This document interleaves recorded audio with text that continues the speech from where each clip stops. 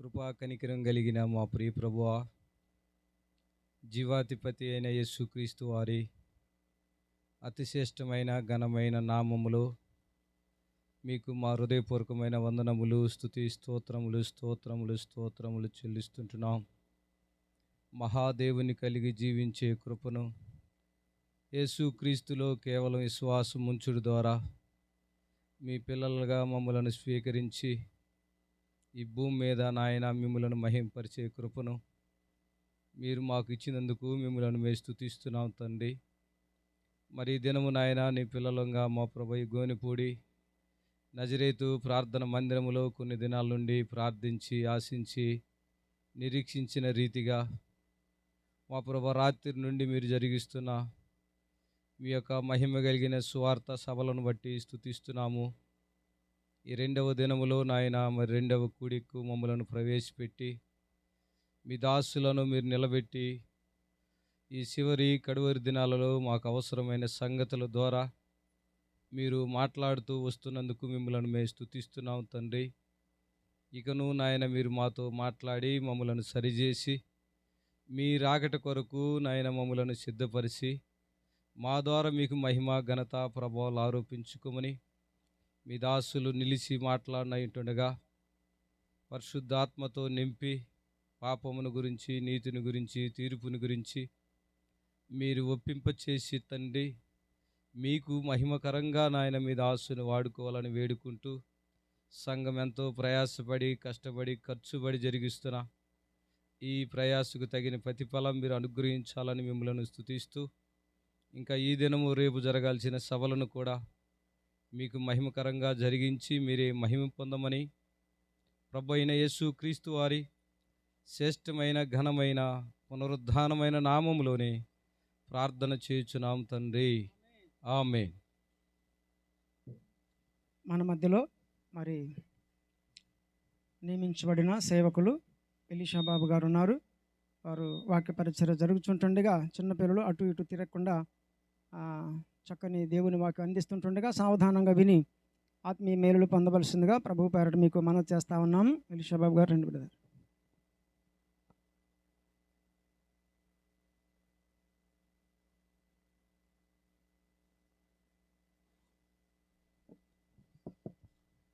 దేవుని వాక్యం చదువుదాం.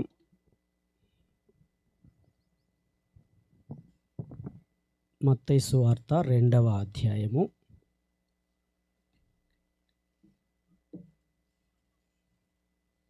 మత్తయి సువార్త 2వ అధ్యాయము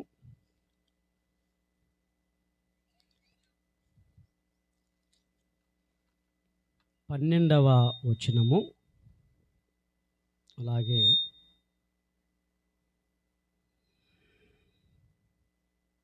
22, 23 వచనాలు చదువుదాం.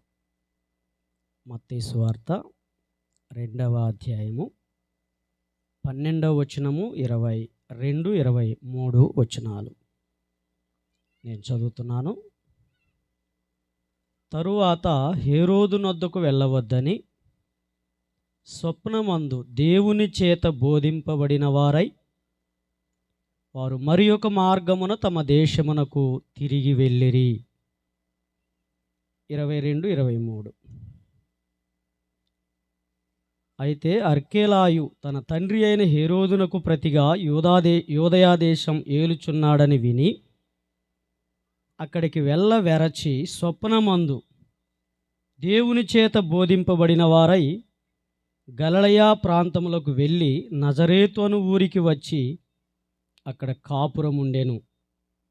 ఆయన నజరేయుడనబడునని ప్రవక్తలు చెప్పిన మాట నెరవేరునట్లు ఇలాగూ జరిగెను.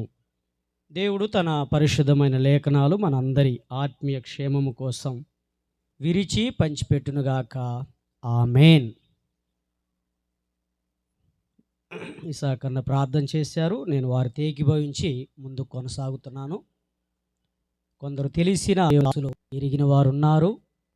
అయినా వారి మధ్యలో మరి దేవుని మాటలు అందించడానికి నాకు అవకాశం కల్పించిన సంఘానికి పెద్దలకు నేను మరొక్కసారి కృతజ్ఞతలు తెలియచేస్తా ఉన్నాను. ఉదయకాలం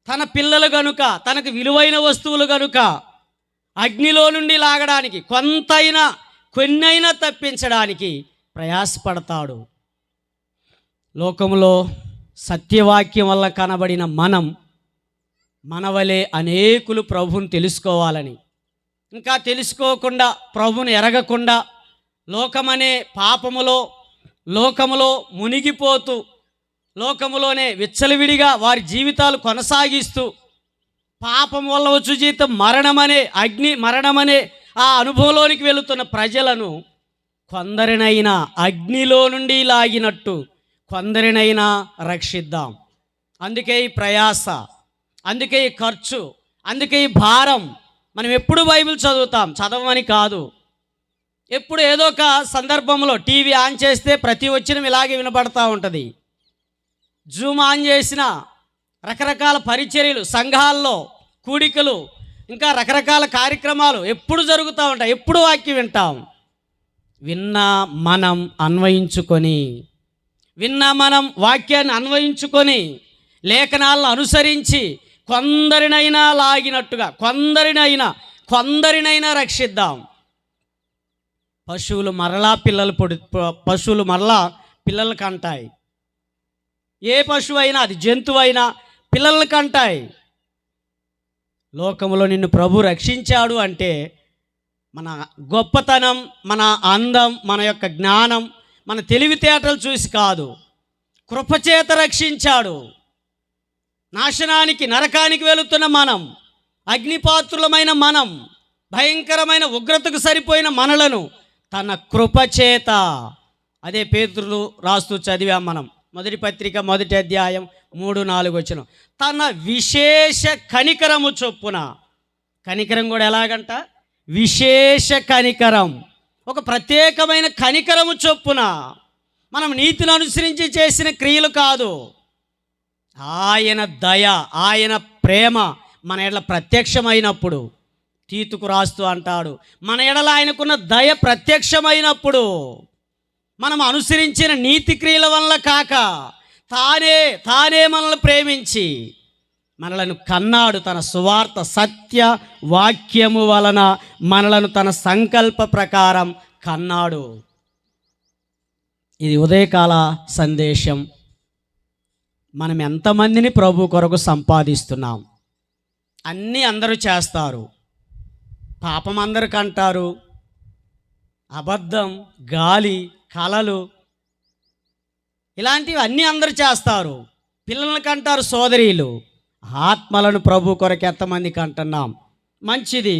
కనబడిన ఆత్మలను మనం ఏం చేయాలో 2వ అధ్యాయంలో ప్రభు ఇలా చెప్తున్నాడు. 12వ వచనం, 2వ అధ్యాయం 12వ వచనం. తరువాత హేరోదు నొద్దకు వెళ్ళవద్దని స్వప్నమందు దేవుని చేత బోధింపబడిన వారై మా యొక్క మార్గమున వెళ్ళిరి. దేవుని చేత బోధించబడిన వారై, 22-23 కూడా అదే మాట. స్వప్నమందు దేవుని చేత బోధింపబడిన వారై. ఈ దినాల్లో మనం ఎవరి చేత బోధించబడుతున్నాం? దేవుని చేత బోధించబడుతూ ఉన్నామా? దేవుని చేత బోధించబడుతూ ఉన్నామా? రోమీలకు పౌలు వ్రాస్తూ ఇలా అంటాడు. 8వ అధ్యాయం, రోమా పత్రిక 8వ అధ్యాయం 14వ వచనం. దేవుని ఆత్మచేత ఎందరు నడిపింపబడుదురో వారందరూ దేవుని కుమారులై ఉందురు. దేవుని ఆత్మచేత నడిపించబడేవారు, దేవుని చేత బోధించబడిన వారు. ఎందుకు ఆ వచనాన్ని నేను అలా ఆలోచన చేశాను అంటే, 1వ అధ్యాయంలో ఆత్మలను కన్నాం. మొత్తానికి ఒకరినో ఇద్దరినో కొంతమందిని కన్నాం, సంఘంలో చేర్చాం, సంఘంలో సాగిపోతున్నాం. కానీ సంహారకుడున్నాడు. లోకంలో ఎవరున్నారు? సంహారకుడున్నాడు. అదే మాట చూడండి, మత్తయి సువార్త 2వ అధ్యాయం 13వ వచనం. మత్తయి సువార్త 2:13. హేరోదు ఆ శిశువును సంహరింపవలెనని ఆయనను వెదకబోచున్నాడు. కనబడిన ఆత్మలు కాపాడబడాలి అంటే సంహారకుని చేతిలోంచి తప్పించుకోవాలి. హేరోదు అనే వాడు కనబడిన శిష్యువులను సంహరింపాలి అని, సంహారం చేయాలి అని. ఈ మాట మనకు ఇజ్రాయేలీల జీవితంలో కనబడిద్ది. నిర్గమకాండంలో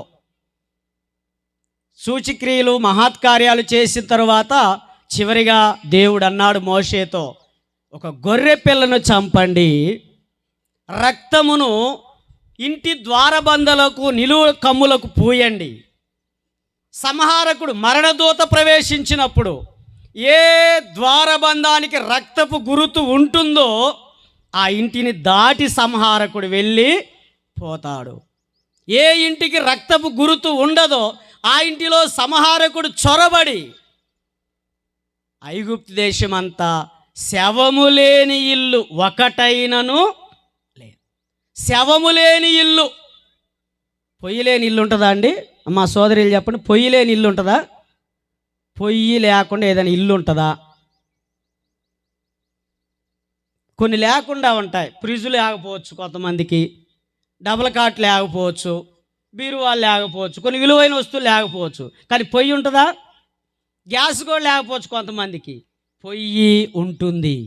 అక్కడ అన్నమాట శవము లేని ఇల్లు ఒకటైనను లేకపోయారు. ప్రతి ఇంటిలో శవం. ఏంటి కారణం అంటే వారి ఇండ్లకు రక్తపు గురుతు లేదు. అందుకే ఇక్కడ అంటున్నాడు, దేవుని ఆత్మచేత నడిపించబడాలి, దేవుని చేత బోధించబడి వారు మరి ఒక మార్గమున వెళ్ళారు. మరి ఒక మార్గం అంటే ముందేం చెప్పాడు హేరోదు, యూదుల రాజుగా పుట్టినవాడు ఎక్కడా అని వారు రాజు దగ్గరికి వచ్చి అడిగితే కలవరపడ్డాడు. ఆ దేశమంతా, ఆ ప్రదేశమంతా కలవరపడ్డారు. మేము ఆ నక్షత్రాన్ని చూసి మేము ఇక్కడికి వచ్చామన్నారు జ్ఞానులు. ఆయన వివరంగా తెలుసుకున్నాడు. ఎక్కడో యోదయ బెత్లెహేములోనే రహస్యంగా పిలిపించాడు జ్ఞానుల్ని. పరిష్కారంగా తెలుసుకున్నాడు. మీరు వెళ్ళి ఆ శిశువు విషయమై జాగ్రత్తగా విచారించి తెలుసుకొనగానే నేనును వచ్చి ఆయనను పూజించున్నట్లు నాకు వర్తమానం తెండని చెప్పి వారిని బెత్లెహేమునకు పంపాను. నేను ఇలా అంటా, మీరు వెళ్ళి పూజించి నాకు వర్తమానం తెండి, నేను వచ్చి ఆయనను పూజిస్తా అంటున్నాడు. నేను ఇలా అంటా, ముఖ్యమైన మనకే, మన ఇంట్లోనే ఎవరికో ప్రమాదం జరిగింది, చాలా ప్రమాదం. వెంటనే పరిగెత్తుతామా, కొద్దిసేపు ఆగి ఆలోచించి వెళ్తామా? పక్కోళ్ళు అయితే కొద్దిగా ఆలోచిస్తారు, చూద్దాంలే, వెళ్దాంలే, ఈ పని చేసి వెళ్దాం, లేకపోతే ఇక్కడికి వెళ్ళి వెళ్దాం అంటారు. కానీ ఇంటివారైతే ఎవరు అంటారు కదా, పిల్ల బావిలో పడింది అంటే అది సరిపోద్దా? పడింది ఏంటిది? పడింది ఎవరు? పడింది ఎవరు? చిన్నపిల్ల, మన పిల్ల బావిలో పడింది. ఎప్పుడు వెళ్ళాలంట? సద్దానం తిని వెళ్తా అంటాడంట. బతికిద్దా? నిజమైన తండ్రేనా? హేరోదు అంటున్నాడు, మీరు వెళ్ళండి, ఆరాధించండి, పూజించండి, మరలా నాకు వర్తమానం తేండి. నేనును మీరు వెళ్ళి ఆ శిశు విషయమై జాగ్రత్తగా విచారించి తెలుసుకొనగానే నేనును వచ్చి ఆయన పూజించున్నట్లు నాకు వర్తమానం తెండని చెప్పి వారిని బెత్లెహేమును పంపెను. నేను ఇలా అంటున్నాను, పూజించాలి అని ఆశ ఉన్నవాడైతే, పూజించాలి అని భక్తి ఉన్నవాడు అయితే నేను కూడా మీతో పరిగెత్తాలి. వాస్తవంగా ఆయన కూడా పరిగెత్తాలి వాళ్ళతో పాటు. ఎక్కడ ప్రభు, ఎక్కడ శిష్యు అని పరిగెత్తాలా. కానీ రహస్యంగా వాళ్ళని పంపిస్తున్నాడు. మీరు వెళ్ళండి, విచారించండి, తెలుసుకోండి, పూజించండి, తిరిగి వచ్చి నాకు వర్తమానం పంపించండి. ఇది సరి అయిన పద్ధతి కాదు, హేరోదు కుట్ర. అందుకే దేవుడు అంటున్నాడు, తరువాత హేరోదు నొద్దకు వెళ్ళవద్దని. వెళ్తే వచ్చి ఏం చేసేవాడు? శిశువును సంహరించేవాడు. కనబడిన ఆత్మ చచ్చిపోతుంది హేరోదు పద్ధతిని అనుసరిస్తే.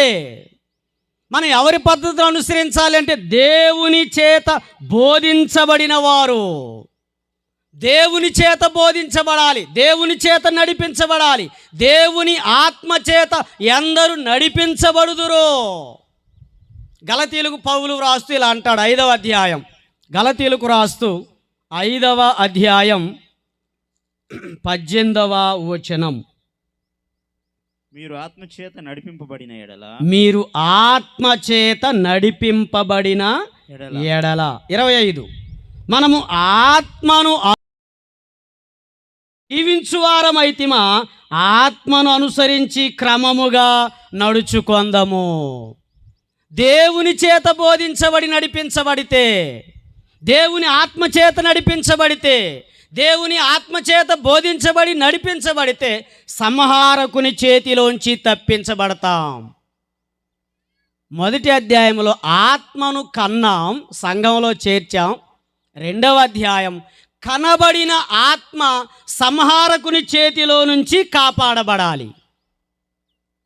సంఘానికి తీసుకొచ్చిన ఆత్మ హేరోదు లాంటి ఆ దుష్ట శక్తుల నుండి తప్పించబడాలి అంటే దేవుని చేత నడిపించబడాలి, దేవుని చేత నడిపించబడాలి. రోమా 8:14 చదివాం, దేవుని ఆత్మ చేత ఎందరు నడిపించబడుదురో వారందరూ దేవుని కుమారులై ఉంటారు.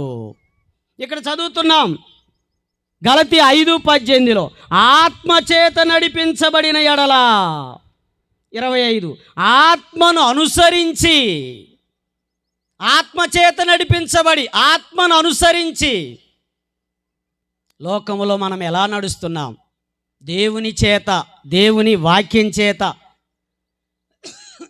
పరిశుద్ధాత్మని చేత, పరిశుద్ధాత్మని నడిపింపులో 127 సంస్థానాలకు అహేశ్వరోసు రాజు వస్తీని రాణిగా ప్రక్కన పెట్టి యోగ్యురాల్ని రాణిగా సిద్ధపరచాలని 127 సంస్థాల నుంచి కన్యలను తీసుకొచ్చారు. వారందరూ రకరకాల అలంకరణలతో వెళ్ళారు రాజు దగ్గరికి. కానీ అక్కడున్న చిన్న పదం ఎస్తేరు హేగే నిర్ణయించిన ప్రకారమే వెళ్ళింది. తను హేగే ఏమి చెప్పాడో, ఏ అలంకరణ చెప్పాడో, ఏ కొలతలు చెప్పాడో అదే కొలతతో రాజు దగ్గరికి వెళ్ళింది. మిగతా వారిని చూసినప్పుడు రాజుకు దయపట్టలేదు, కానీ ఆమెను చూడగానే, ఎస్తేరును చూడగానే రాజుకు దయ పుట్టెను. ఎస్తేరును చూడగానే రాజుకు దయ పుట్టెను. రాజ్య కిరీటం తీసుకొని ఆమె తల మీద ఉంచాను. ప్రియ సహోదరుడా, సహోదరి, హేగే నిర్ణయించిన నిర్ణయం, హేగే అలంకరణ, హేగే చెప్పిన పద్ధతి ఇక్కడ మనం చదువుతున్నాం. దేవుని ఆత్మ చేత నడిపించబడితే, దేవుని చేత బోధించబడి నడిపించబడితే దేవుడు జ్ఞానం ఇస్తాడు, దేవుడు తెలివినిస్తాడు, దేవుడు ఆలోచన ఇస్తాడు. అందుకే అన్నాడు కదా అక్కడ, హేరోదు నొద్దకు వెళ్ళవద్దని.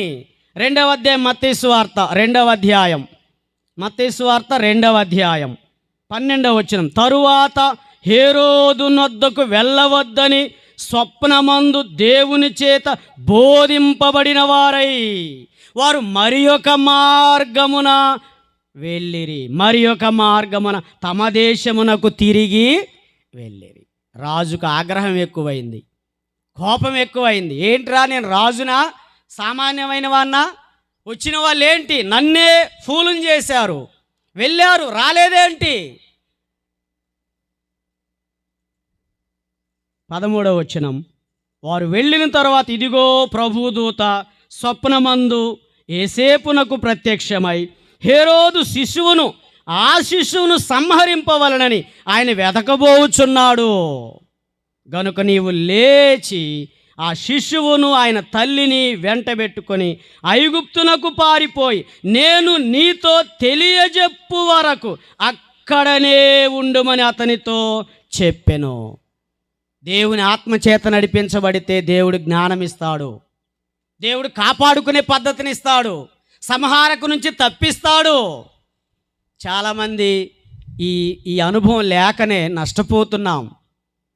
సంఘాల్లో సమస్యలు, ఆత్మీయంగా గలిబిలి, కుటుంబాల్లో నెమ్మది లేకపోవడం, కుటుంబాల్లో ప్రశాంతత లేకపోవడం కారణం దేవుని ఆత్మచేత నడిపించబడకపోవడమే. దేవుడు చెప్పాడు, హేరోదు ఆ శిశువును సంహరింపవలెనని వెదకుచున్నాడు. మీరు హేరోదు నొద్దకు వెళ్ళవద్దు. వారు మరి ఒక మార్గమున తమ దేశమునకు తిరిగి వెళ్ళిరి. నువ్వు లేచి ఆ శిశువును ఆయన తల్లిని వెంట పెట్టుకొని ఐగుప్తుకు పారిపోయి నేను నీతో తెలియజెప్పు వరకు అక్కడనే ఉండుమని అతనితో చెప్పాను. అక్కడే ఉండు, నేను నీతో చెప్పేంత వరకు. ఆయన చెప్పేంత వరకు అక్కడే ఉంటున్నామా, మళ్ళీ మన సొంత ప్రయత్నాలు చేస్తున్నామా? చెప్పింది దేవుడు, దేవుని ఆత్మచేత బోధించబడ్డారు. జ్ఞానులు మరి ఒక మార్గాన్ని వెళ్ళిపోయారు. ఇక్కడ యేసేపు తల్లి అయిన మరియా వారు కూడా దేవుని చేత బోధించబడిన వారై జ్ఞానులు మరి ఒక మార్గాన్ని వెళ్ళారు. జ్ఞానులు గనక వెళ్ళి పలానా అని చెప్తే ఎంత శ్రమ వచ్చేదండి, ఎంత ఇబ్బంది కలిగేది. అక్కడ జ్ఞానులు మరి ఒక మార్గమున వెళ్ళిరి, దేవుని చేత బోధించబడి. ఇక్కడ తల్లి అయిన మరియా యేసేపు కూడా దేవుని చేత బోధించబడి వారు మరి ఒక మార్గాన వెళ్ళిరి. 16వ వచనం చూడండి. ఆ జ్ఞానులు తన్ను అపహసించిరని హేరోదు గ్రహించి బహు ఆగ్రహము తెచ్చుకొని తాను జ్ఞానుల వలన వివరంగా తెలుసుకొనిన కాలమును బట్టి బెత్లెహేములోను దాని సకల ప్రాంతములలోను 2 సంవత్సరములు మొదలుకొని తక్కువ వయస్సు గల మగపిల్లలందరినీ వధించెను. ఎంత వధ జరిగిందండి అక్కడ. బెత్లెహేములోను దాని సకల ప్రాంతములలోను 2 సంవత్సరములు మొదలుకొని తక్కువ వయస్సు గల మగ పిల్లలందరినీ వధించెను. రామాలో అంగలార్పు వినబడెను, ఏడ్పు మహారోదన ధ్వని కలిగెను. ఎంత వధ. ఆగ్రహం తెచ్చుకున్నాడు. రాజైన నన్నే అపహసించారు, నన్నే ఫూలుం చేసేశారు. నేను ఒక రాజుని, నన్నే ఫూలుం చేశారు. రాజైనా ఫూలే, ఇంకే వ్యక్తి అయినా ఫూలే. దేవుని చేత నడిపించబడితే వాళ్ళు గనక అది మర్చిపోయి వాళ్ళ ఆలోచన చొప్పునగా నడిచి వెళ్తే శిశువు చనిపోయేవాడు. ఇప్పుడు చూడండి 19వ వచనం, మత్తయి సువార్త 2:19. హేరోదు చనిపోయిన తరువాత ఇదిగో ప్రభు దూత ఐగుప్తులో యేసేపునకు స్వప్నమందు ప్రత్యక్షమై నీవు లేచి శిశువును తల్లిని తోడుకు వెళ్ళుము, శిశువు ప్రాణము తీయ చూచుచుండిన వారు చనిపోయిరని చెప్పెను. దేవుడు ఎంత భద్రం చేశాడండి శిశువును. ఈ చల్లపూటన దేవుని వాక్యం వింటున్న మనం దేవుని ఆత్మచేత నడిపించబడాలి, దేవుని చేత బోధించబడాలి, దేవుని ఆత్మచేత నడిపించబడాలి.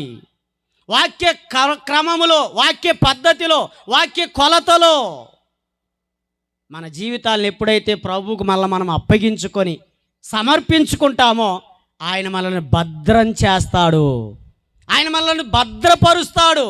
హేరోదు చచ్చిపోయేంత వరకు దేవుని ఏర్పాటు చూడండి. అక్కడ మగపిల్లలందరూ చచ్చిపోయారు, కానీ శిశువు చనిపోలా. దేవుని చేత నడిపించబడిన జ్ఞానులు, దేవుని చేత బోధించబడి నడిపించబడిన యేసేపు మరియలు, అక్కడ చాలా వధ జరిగింది, కానీ శిశువు చనిపోలా. దేవుని యొక్క ఏర్పాటు. ఈ సహోదరుడా సహోదరి, పరిస్థితులు భయంకరంగా ఉన్నాయి, అయినా నాడు నిర్గమకాండములో కదా నిర్గమకాండములో యోసేపును ఎరుగని క్రొత్త రాజు వచ్చాడు. వాళ్ళని శ్రమ పెట్టాడు, వారు ప్రబలారు, చాలా చాలా ప్లాన్లు వేశాడు. మగపిల్లలను చంపండి, కాన్పు పీటల మీద అన్నాడు. హెబ్రీ స్త్రీలు చురుకైన వారు కనుక మంత్రసాల అలా చేయలే, వారు దేవునికి భయపడి అని ఉంది. సొంత ఆలోచన రాజుకు భయపడితే ఏం చేయాలి? వాళ్ళు వెళ్ళి మగ కాన్పు పీటల మీద పిల్లలను చంపేయాలా? వారు దేవునికి భయపడ్డారు. నిర్గమకాండం మొదటి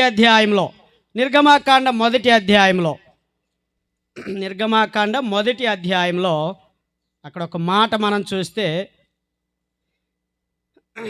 మొదటి అధ్యాయం 17వ వచనం, అయితే ఆ మంత్రసానులు దేవునికి భయపడి ఐగుప్తు రాజు తమకు ఆజ్ఞాపించినట్లు చేయక. రాజు ఆజ్ఞ ఏంటి? చంపాలా. వారు ఎవరికి భయపడ్డారు? రాజుకు భయపడ్డారా? దేవునికి భయపడ్డారా? వారు దేవునికి భయపడి, అదే దేవుని చేత బోధించబడితే, దేవుని చేత నడిపించబడితే, దేవుని చేత నడిపించబడతా ఉంటే ఇదే జరిగిద్ది. అందరూ చచ్చిపోయారు అక్కడ, కానీ మోషే బ్రతికాడు.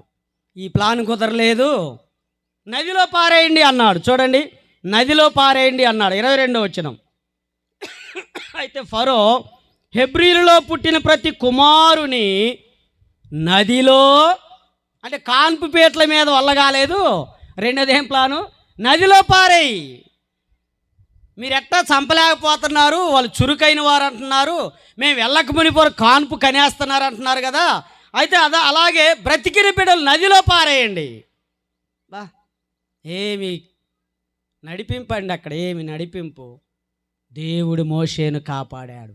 అందరూ నదిలో పారవేయబడ్డారు, కానీ జమ్ము పెట్టి చేసి తల్లి నదిలో వదిలిపెట్టినప్పుడు అక్కడ దేవుని చేత ఆ జ్ఞానం ఇచ్చి నడిపించినప్పుడు ఎక్కడ పెరగకూడదో, ఎక్కడ సంహరించాలని ఆ ఫరో ఆలోచన చేశాడో అదే ఇంటిలో సకల విద్య, ప్రవీణత, జ్ఞానం, సకల సమస్త విద్యను అభ్యసించి అదే ఇంటిలో పెరిగాడు. దేవునికి స్తోత్రం కలుగునుగాక. దేవుని చేత బోధించబడదాం, దేవుని చేత నడిపించబడదాం. మన శిష్యులను మనం కాపాడుకుందాం, మనకు అప్పగించిన వారిని కాపాడుకుందాం. సంహారకుడున్నాడు లోకములో, హేరోదు లాంటివాడు, ఫరో లాంటివాడు, హామాను లాంటి వారు, చాలా చాలా విరోధమైన వారు ఉన్నారు లోకంలో. అగ్నిలో నుండి కొందరినైనా లాగుదాం, అగ్నిలోంచి కొందరినైనా లాగేద్దాం. మోషే బ్రతికాడు, దేవుని చిత్తం. మిగిలిన వారందరూ చనిపోయారు. ఈనాడు మనం చేస్తున్న ఆ పని ఏమిటి అంటే, చాలామంది దేవుని చేత నడిపించబడలేకపోతున్నారు. మనుషుల చేత, రకరకాల ఆలోచనల చేత, పద్ధతుల చేత, వారి వీరి ఆలోచనలు తీసుకొని దేవుని చిత్తమునకు లోబడకపోతే ఆత్మీయంగా నష్టపోతాం, బలహీనమైపోతాం. అనేకులను ప్రభు కొరకు సంపాదించలేం, కానీ నష్టపరుచుకుంటాం. ఎజ్కేలు గ్రంథంలో ఒక్క మాట చూద్దాం. చూడండి, ఎజ్కేలు గ్రంథం 46, ఎజ్కేలు గ్రంథం 46వ అధ్యాయంలో నుంచి ఒక్క మాట చూద్దాం. 46:9.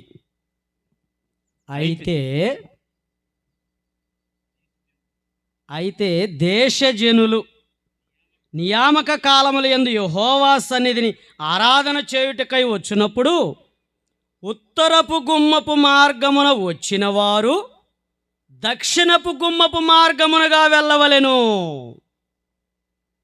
దక్షిణపు గుమ్మపు మార్గముగా వచ్చిన వారు ఉత్తరపు గుమ్మపు మార్గముగా వెళ్ళవలెను. తాము వచ్చిన దారినే ఎవరును తిరిగిపోక అందరును తిన్నగా వెలుపలికి పోవలెను. ఎటు వచ్చారో అటు వెళ్ళకూడదంట. ఏముంది అక్కడ? ఉత్తరపు గుమ్మం మార్గం వచ్చిన వారు దక్షిణం వెళ్ళాలా, దక్షిణం వచ్చిన వారు ఉత్తరం వెళ్ళాలా. ఇదంతా రివర్స్ మందంతా.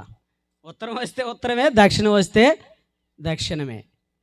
లోకంలోంచి వచ్చే మళ్ళా లోకంలోకే, ప్రభులోకి వచ్చే మళ్ళా లోకంలోకే, ఆచారాలు విడిచిపెట్టి వచ్చే మళ్ళా ఆచారాల్లోకే, పద్ధతులు విడిచిపెట్టే మళ్ళా అవే. కొంచెం వేలయ్యా, కొంచెం సర్దుకుపోదాంలే. వచ్చిన మార్గాన్ని వెళ్ళడం. జ్ఞానులు ఏసేపు తల్లి అయిన మరియా వేరొక మార్గమున వెళ్ళారు. వారు వచ్చిన మార్గాన్ని వెళ్ళలా. వారు హేరోదు వద్ద నుంచి వచ్చారు, మరలా హేరోదు దగ్గరికి వెళ్ళలా. కనుకనే శిశువు కాపాడబడ్డాడు, కనుకనే సంహారకుని చేతిలో నుంచి ప్రాణం కాపాడబడ్డారు. ఇక్కడ చదువుతున్నాం, ఉత్తరపు మార్గమున వచ్చిన వారు దక్షిణంగా వెళ్ళారు. ఇది పడమర అనుకుంటాను, ఇది తూర్పు అనుకుంటాను. ఉత్తరాన వచ్చిన వారు దక్షిణం వెళ్తున్నారు, దక్షిణం వచ్చిన వారు ఉత్తరము వెళ్తున్నారు. వచ్చిన మార్గాన వారు అంటున్నారు అక్కడ, వారు వచ్చిన వారు ఉత్తరపు మార్గం తాము వచ్చిన దారినే ఎవరునూ తిరిగిపోక అందరును తిన్నగా వెలుపలికి పోవాలి. ఇదే దేవుని ఆత్మచేత నడిపించబడ్డాం. శ్రమలు వస్తాయి, శోధనలు వస్తాయి, సమస్యలు వస్తాయి, ఎన్నో సమస్యలు వస్తాయి, కానీ మనం ముందుకే సాగాలి. పౌలన్న మాట మనకు అందరికీ తెలుసు కదా, వెనుక ఉన్నవి మరచి ముందున్న వాటికై వేగిరపడుతున్నాను. నా మట్టుకైతే బతుకుట క్రీస్తే, చావైతే లాభం, చావైతే మేలు. మరి ఒక మార్గాన్ని వెళ్ళలేదు పౌలు, మరి ఒక మార్గాన్ని వెళ్ళాడు. తను వచ్చిన మార్గంలో వెళ్ళలా. దమస్కు మార్గంలో వచ్చాడు, ప్రభు దర్శించాడు. మార్గంలో ఏ మార్గంలో వచ్చాడు? ఆ మార్గమందున్న పురుషులను, స్త్రీలను, శిష్యులను చంపడానికి అధికారం పొంది పత్రికలు తీసుకొని గుర్రం మీద విర్రవీగుతూ నాకిక ఎదురు లేదు, ప్రభుత్వాల ప్రభు మార్చునుగాక, ప్రభువే తన కార్యాలు చేయునుగాక. సౌలును పౌలుగా మార్చిన దేవుడు, కఠినులను మెత్తగా చేసేవాడు, నాకు ఎదురు లేదని వెళ్తున్నాడు. మిట్ట మధ్యాహ్నం గొప్ప వెలుగు, సూర్య తేజస్సు కంటే మిక్కిలి ప్రకాశమానమైన వెలుగు. కళ్ళు పోయాయి, ఎవరైనా నడిపిస్తారా అని తౌళ్ళాడుతున్నాడు. అననీయ దగ్గరికి వెళ్ళాడు, ప్రార్థన చేశాడు, దృష్టి పొందాడు.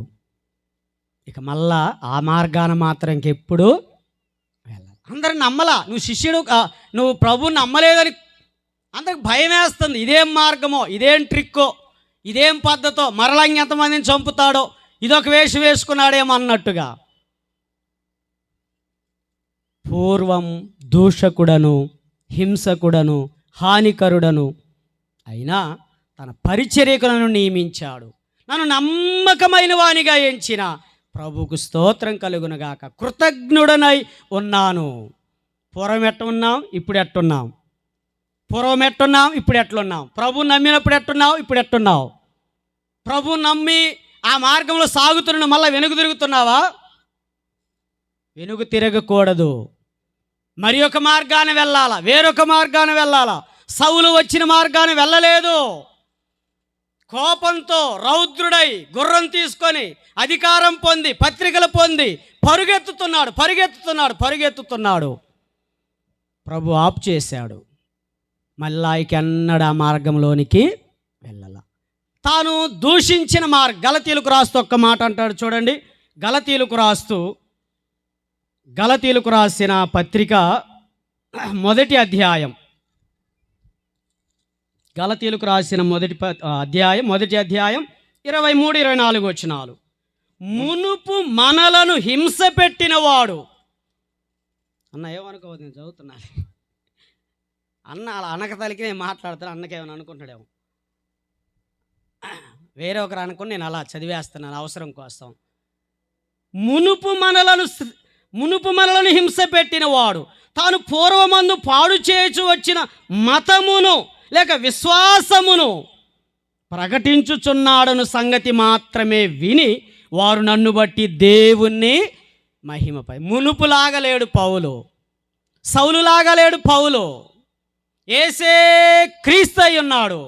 తాను పూర్వం పాడు చేయుచు వచ్చిన మతం, పూర్వం పాడు చేయుచు వచ్చిన మార్గాన్ని, చంపాలా, సంహరించాలా, అనేకులను పాడు చేయాలని వచ్చిన మార్గం, మరలా మార్గంలోనికి వెళ్ళలేదు.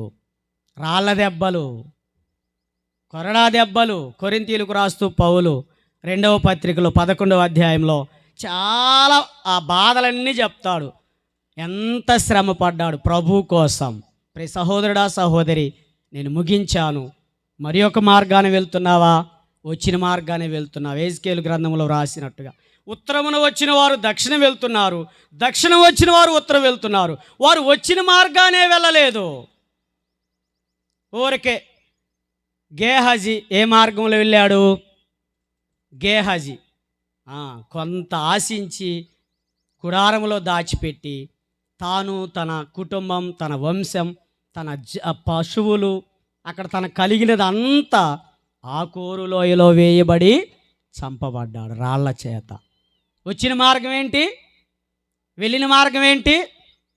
గేహజీ, ఆకాను, లోతు భార్య ఓర్ప, ఎన్ని వచ్చినాలు మనకు ఎరిగినాం కానీ కూరకట్ట చెప్తున్నా. ఓర్ప ముద్దు పెట్టుకొని మోయాబుకు వెళ్ళింది. ఇంకెన్నడూ ఆమెను గురించి ఎక్కడ వ్రాసినట్టుగా లేదు.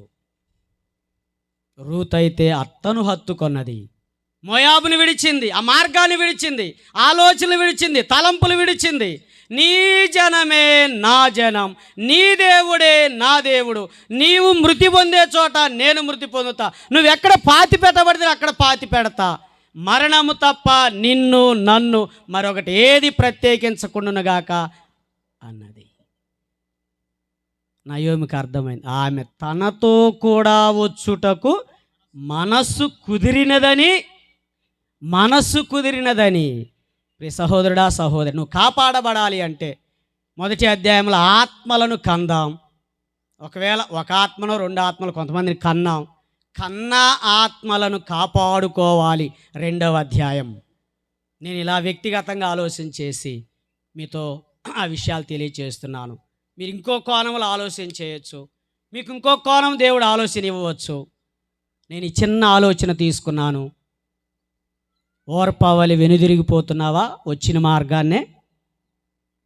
గేహజీ వలె ఎలీషా దగ్గరే ఉంటూ వద్దు అన్నదాన్ని ఆశించి అడిగెళ్తే ఎంత బాగుండేది. అయ్యగారు, నువ్వేదో దేవుని కోసం ఉన్నావులే, నా పేద స్థితి కొంచెం తెచ్చుకుంటాను అంటే ఎంత బాగుండేది. వెళ్ళాడు, అబద్ధమాడాడు, తెచ్చుకున్నాడు. నయమానికి ఎంత ప్రేమ అండి. నిజమే కావాలా, ఎలీషా మళ్ళా పంపాడేమని రెట్టింపిచ్చి పంపించాడు. ఇంట్లో పెట్టుకున్నాడు తెచ్చి, ఏమి ఎరగనట్టుగా వచ్చి అక్కడే, గేహజీ ఎక్కడికి వెళ్ళావు? నేను ఎక్కడికి వెళ్ళా, నీ దాసు, నేను ఇక్కడే ఉన్నా. ఎంత అబద్ధం. నయమాను పోగొట్టుకున్న కుష్టు నీకును నీ ఇంటికిని తరతరములు, తాతతో కాదు, ముత్తాతతో కాదు, తరతరములు నీ కంటి ఉంటుంది. కనబడిన ఆత్మలను కాపాడుకుందాం. దేవుని ఆత్మచేత నడిపించబడదాం. దేవుని ఆత్మచేత ఎందరు నడిపించబడతారో వారందరూ దేవుని కుమారులై ఉంటారు. గలతీలకు రాస్తూ, రోమాకు రాస్తూ ప్రభు అన్నాడు, మరి ఒక మార్గాన వెళ్ళారు జ్ఞానులు. ఏసేపు మరియులు మరి ఒక మార్గాన వెళ్ళారు, శిశువును కాపాడుకున్నారు. హేరోదు చచ్చిపోయేంతవరకు అక్కడే ఉండమన్నాడు. ఇప్పుడు తిరిగి రండి, హేరోదు చచ్చిపోయాడులే. దేవుని నడిపింపులో మనం నడుద్దాం. సంఘాలను కాపాడుకుందాం, కుటుంబాలను కాపాడుకుందాం, ఆత్మలను కాపాడుకుందాం. మొదటి అధ్యాయం ఆత్మలను కనుట, 2వ అధ్యాయం కనబడిన ఆత్మలను కాపాడుకొనుట. ఎలా కాపాడబడ్డాం? దేవుని ఆత్మ చేత నడిపించబడి, బోధించబడి, మరి ఒక మార్గాన్ని వెళ్ళితే లోకంలో నుంచి వచ్చాం, పౌలు మరి ఒక మార్గాన వెళ్ళాడు, వచ్చిన మార్గాన వెళ్ళలా. రూతు వచ్చిన మార్గాన వెళ్ళలా, మరి ఒక మార్గం బెత్లెహేముకు వెళ్ళింది. భక్తులు అందరూ ప్రభు చేత నడిపించబడిన వారు దేవుని కృపలో ముందుకు సాగారు. ఆ హెబ్రీ స్త్రీలు సురుగ్గా ఉన్నారని ఆ మంత్రసానులు అన్నారు, అయ్యా మేము వెళ్ళక మునిపోరు కనేస్తున్నారయ్యా. వారు దేవునికి భయపడి, రాజుకు భయపడాల, పరిస్థితులకు భయపడవద్దు. రకరకాల శ్రమలు మన ముందున్నాయి. వాక్యమునకి లోబడదాం, వాక్యాన్ని అనుసరిద్దాం, వాక్యం చేత నడిపించబడి మనకున్న పరిచర్యను, మనకున్న సేవను కాపాడుకుందాం. అట్టి కృప పరిశుద్ధాత్మదేవు మనందరికీ దయచేయునుగాక. సర్వాధికారి అయిన యేసయ్య, ఈ మాటలు మా హృదయ, మా ఆత్మీయ పరిస్థితిని పరిశీలన చేసుకొని మీ చేత నడిపించబడి హేరోదు, సాతానుడు, లోకం, పాపం వీటి నుంచి మేము కాపాడబడి మీ ప్రియరాకడకై సిద్ధపడే కృపనిమ్మని, తరువాత నిలిచి ఆ సందేశం అందించే మీ దాసుని బహుగా బలపరచుమని యేసు ప్రభు శక్తిగల నామములో ప్రార్థన చేయుచున్నాము తండ్రి. ఆమెన్.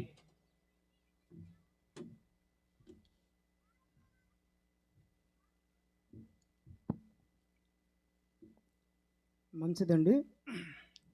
ఉదయకాలం మత్తయి సువార్త 1వ అధ్యాయంలో నుండి 2వ సెషన్లో 2వ అధ్యాయంలో మార్గము అనే మాటల నుంచి, మార్గమై ఉన్న యేసులో మన మార్గం కనుగొన్నటువంటి మన జీవితాలు మార్గము తప్పిపోకుండా ఆయన మార్గంలో నడవడానికి అగ్నిలో నుంచి లాగినటువంటి మన ఆత్మీయ జీవితాలను స్థిరపరచుకోవడానికి వాక్యము చేత మనల్ని హెచ్చరించినటువంటి దేవుని దాసులు ఎలీషా బాబు గారికి సంఘము తరపున వందనాలు తెలియజేస్తామన్నాము. 2వ దాసులు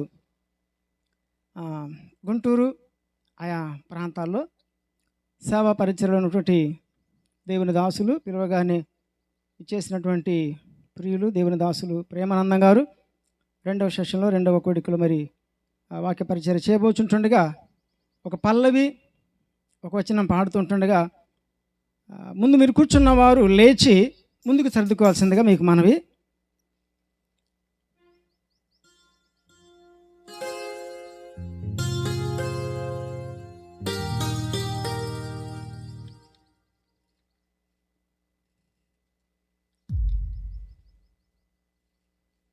ఒక పల్లవి, ఒక వచనం పాడుతుంటుండగా మీరు లేచి కొంచెం ముందుగా జరిగినట్టు ఇంకొచ్చే వాళ్ళకి ఎవరికైనా అవకాశం ఉంటుంది.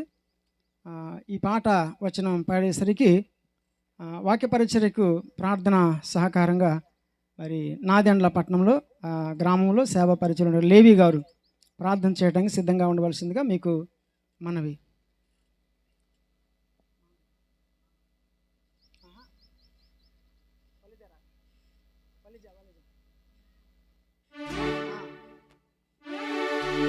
ఇరవై కీర్తన సభలకు మరి పెన్నూరులో రక్షణ సువార్త ఉద్యోగ సభలు పెన్నూరులో వేసిన సభల కొరకు సభల్లో ఒక కీర్తన 20వ కీర్తనలో ఒక పల్లవి, ఒక వచనం పాడుకుందామండి. మానవా ఓ మానవా ఎక్కడికి నీ పయనం, ఏమిటి నీ జీవిత గమ్యము, ఏమిటి నీ జీవిత గమ్యము.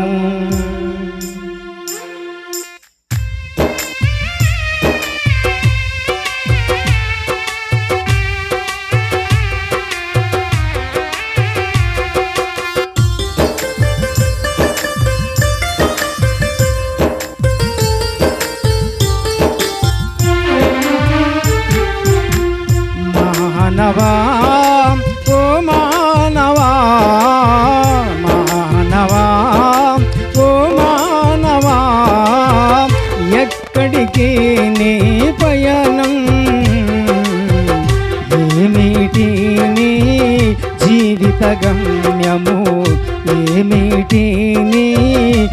జీవిత గమ్యము. మానవా ఓ మానవా, మానవా ఓ మానవా.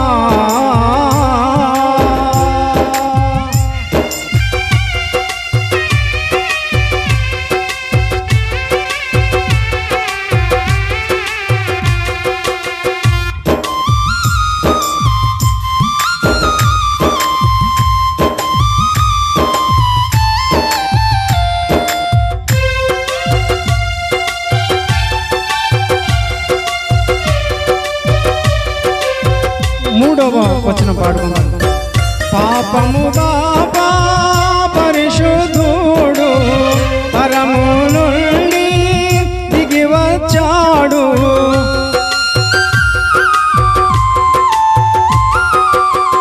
పాపము బాబా పరిశుద్ధుడు పరము నుండి దిగి వచ్చాడు.